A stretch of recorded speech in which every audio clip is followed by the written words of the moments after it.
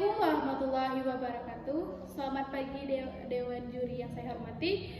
Pada kesempatan ini saya bernama Salsabil Ashifa dari SMA Negeri 3 Putra Bangsal Sukun Aceh Utara.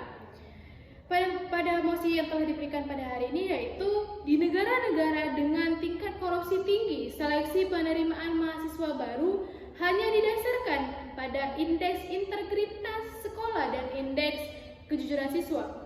Sebelum saya memasuki argumen saya akan menjelaskan definisi dari mosi yang telah diberikan.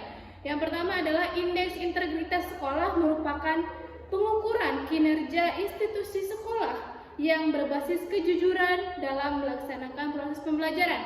Kemudian yang kedua ada indeks kejujuran siswa adalah pengukuran kejujuran siswa selama mengikuti pembelajaran di sekolah. Latar belakang terjadinya permasalahan ini yang pertama karena tingkat korupsi di Indonesia ini sangat tinggi, mengharuskan siswa ataupun guru di perguruan tinggi untuk mengukur kinerja berdasarkan kejujuran. Karena pendidikan diharapkan dapat melaksanakan fungsinya secara optimal dalam peningkatan kualitas manusia. Kemudian sikap jujur ini saat ini merupakan sikap yang minim terjadi di suatu masyarakat ataupun lembaga pendidikan. Hal tersebut dapat kita lihat dari banyaknya pemberitaan yang mengangkat kasus korupsi di mana pemerintah tertangkap melakukan tindak korupsi. Korupsi ini lahir karena faktor ketidakjujuran dari pelaku. Kejujuran menjadi perilaku yang sangat penting dalam mencegah perilaku korupsi. Sehingga sangat penting perilaku atau sikap jujur ditanamkan sejak usia dini dalam lembaga pendidikan. Karena permasalahan pendidikan di Indonesia ini yang dihadapi Indonesia saat ini yaitu rendahnya mutu pendidikan. Rendahnya mutu pendidikan di Indonesia ini membuat tingkat sumber daya manusia ataupun tingkat sumber daya di sekolah itu menurun.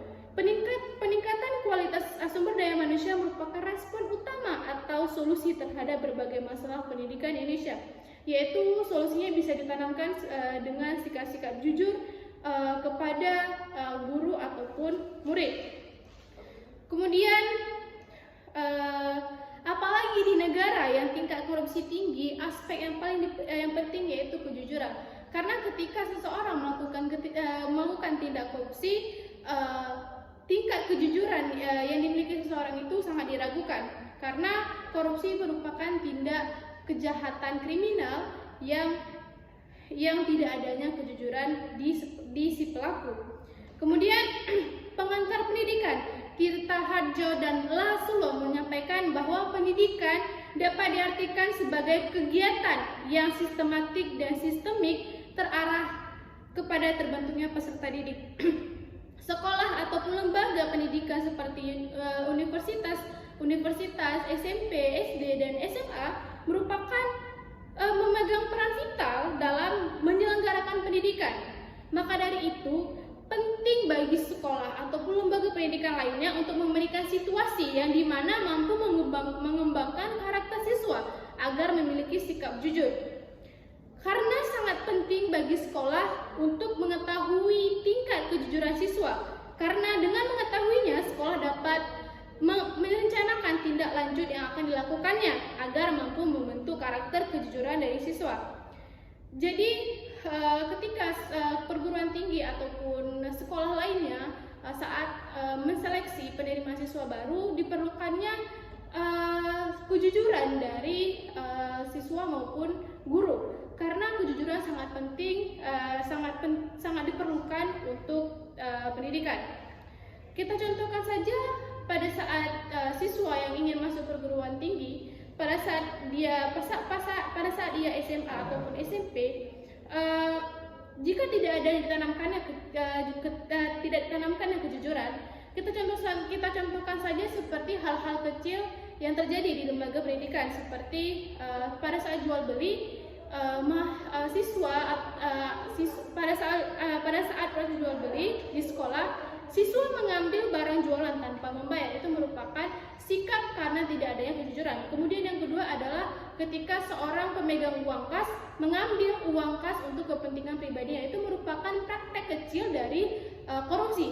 Itu dapat dikatakan bahwa ketika tidak ditanamkan kejujuran, adanya kegiatan korupsi yang terjadi di sekolah, walaupun itu hanya korupsi kecil, tapi tidak baik untuk pendidik maupun yang dididik seperti siswa.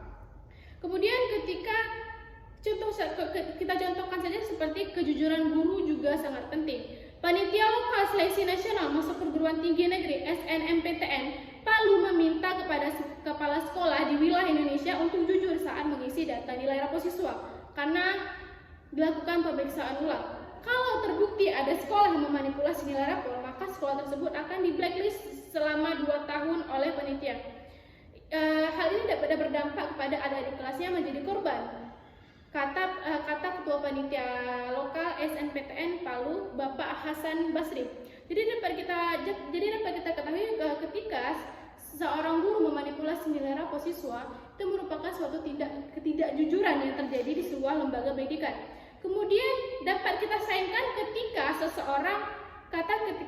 ketika siswa ingin memasuki perguruan tinggi, dia melakukan transaksi jual beli kursi di perguruan tinggi negeri. Tidak sedikit yang melakukan hal ini karena hilangnya optimis membuat para pendaftar melakukan sistem ini. Dari kasus jual beli kursi ini dapat kita pahami bahwa merupakan praktek korupsi yang dimana seorang pendaftar perguruan tinggi menggunakan sistem jual beli kursi yang dimana itu merupakan perbuatan ilegal. Kemudian kasus